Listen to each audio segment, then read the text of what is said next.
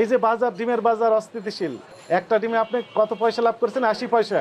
Wholesale করেন, এটা কি যথাযথ হয়েছে না ভুল করেছেন? গাড়ি ভাড়া আছে, যেখানে সিরাজগঞ্জ থেকে আমার মালটা আসে, যেখানে আপনি সিরাজগঞ্জ থেকে আছে, তেলের খরচ আছে, রোড খরচ আছে, তারপর যে এক্সট্রা বাস এক্সট্রা। এটা কি আজকে আছে না আগে থেকে ছিল? রেগুলার ছিল। কত করে লাভ করতেন প্রতি ডিমে? আমরা 20 পয়সা 20 পয়সা লাভ করতেন। আপনি কথা ঠিক বলেছেন। আজকে 80 পয়সা লাভ করলেন কেন?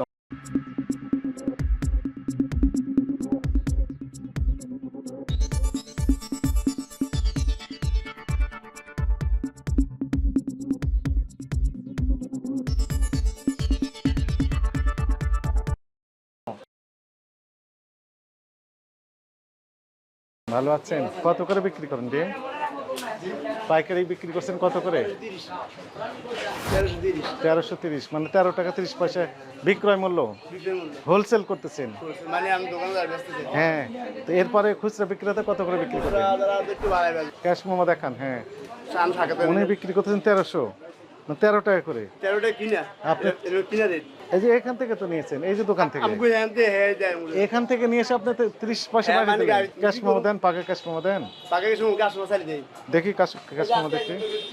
এই আগে মাল নামছে, মাল ছিল না, বিক্রি করছেন কত? এই যে 750টা ডিম। বিক্রি করছে। তার মানে আপনি ক্যাশ মোমো দেননি।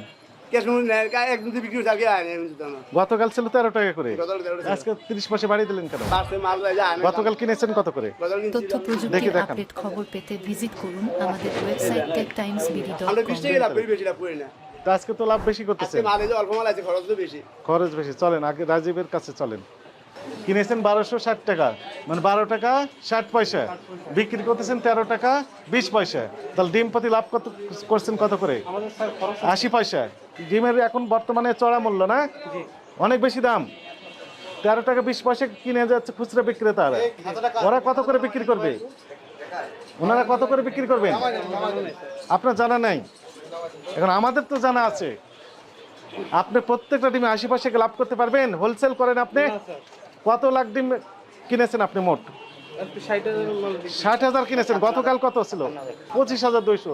3 তারিখ ছিল গতকাল, তাই না? 3 তারিখে তাহলে আমাকে একটু দেখান কি পরিমাণ বিক্রি করছেন এখানে, তাহলে আমরা বুঝতে পারবো। 3 তারিখে কয়টা বিক্রি করছেন এখানে? এখানে 4080 পিস। লেখেন, ক্যালকুলেটর বের করেন, লেখেন 4080। 4080। হ্যাঁ 4080। এখানে এখানে 240। 240। এখানে 240। এটাতে কত? 90 আর 30 120। এটাতে 1200। এটাতে 7760। 7760। 7760 ডিমের তথ্য আপনি দিলেন। বাকি ডিম কোথায় গেল? ক্যাশ মেমো নাই। নাই, আপনি হোলসেল করেন তো। এই যে বাজার, ডিমের বাজার অস্থিতিশীল না স্থিতিশীল? কোনটা? অস্থিতিশীল। একটা ডিমে আপনি কত পয়সা লাভ করেছেন? 80 পয়সা। হোলসেল করেন, এটা কি যথাযথ হয়েছে না ভুল করেছেন? স্যার আপনি দেখেন আমাদের খরচ দেখেন। কি খরচ আছে আপনার? এই যে আমাদের গাড়ি লোডিং আনলোডিং আছে, এখানে আনলোড করতে হয়। গাড়ি কোথায় এখান থেকে এখানে নামাতে হয়?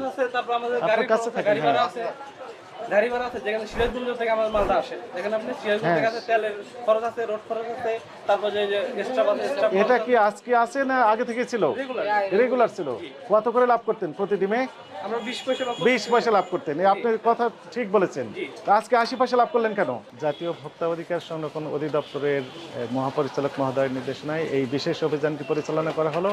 আপনারা জানেন যে বর্তমানে ডিমের যে কৃত্রিম ক্রাইসিস তৈরি করে অত্যধিক দাম নেওয়ার যে অসৎ প্রবণতা, সেটি লক্ষ্য করা যাচ্ছে। এরই আলোকে এই মিরপুর 1 নম্বর শাহালি মার্কেটে কয়েকটি ডিমের আড়ত পরিদর্শন করা হয় এবং সেখানে যেটি দেখা গেল যে 12 টাকা 60 পয়সা প্রতিটি ডিম ক্রয় করে 13 টাকা 20 পয়সা, অর্থাৎ প্রতিটি ডিমে প্রায় 80 পয়সা করে লাভ করা হচ্ছে। এটি অত্যধিক হয়ে যায়, যেহেতু এটি পাইকারি আড়ত। এই পাইকারি আড়তের 13 টাকা 20 পয়সা ক্রয় করে একজন ক্রেতা খুচরা পর্যায়ে প্রায় 15 টাকা করে বিক্রি করছেন। এটি অত্যধিক লাভ হয়ে যায়। এই কারণে একটি প্রতিষ্ঠানকে জনস্বার্থে পরবর্তী নির্দেশ না দেওয়া পর্যন্ত সকল প্রকার কার্যক্রম স্থগিত রাখার নির্দেশনা দেওয়া হয়েছে। জনস্বার্থে আমাদের অভিযান অব্যাহত থাকবে। ডিম কত করে বিক্রি করছেন আজ? 165 টাকা ডজন। হঠাৎ করে দাম বেড়ে গেল কেন? 1300 টাকা। আপনার ভাউচার আছে? ভাউচারটা একটু দেখাবেন।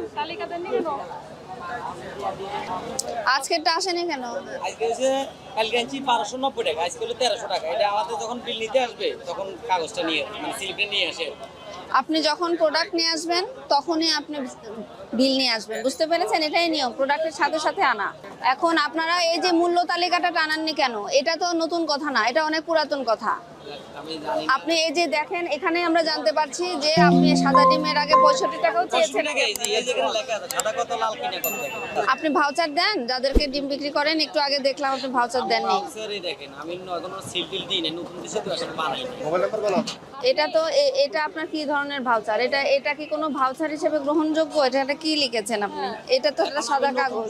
আপনার ব্যবসা করতে হলে কিছু নির্দেশনা মেনে চলতে হবে, সরকারি কিছু নিয়ম মেনে চলতে হবে। এটার প্রথম নিয়ম, হ্যাঁ প্রথম নিয়ম হচ্ছে মূল্য তালিকা টানাতে হবে। মূল্য তালিকায় আপনার এই লাল ডিম, সাদা ডিম সব কিছুর দাম আলাদাভাবে, যে দেশি ডিম যদি বলেন দেশি ডিম সব আলাদা করে ডিমের দাম লিখে রাখতে হবে, ঠিক আছে? তালিকা টানাতে হবে, যাতে এই যে কেউ বলছে কারোর কাছে আপনি 65 চাচ্ছেন বা 67, 68 যেই হোক, এটা আপনার মুখের কথা আমরা বিশ্বাস করতে পারবো না। আপনাকে লিখিতভাবে এখানে টানিয়ে রাখতে হবে।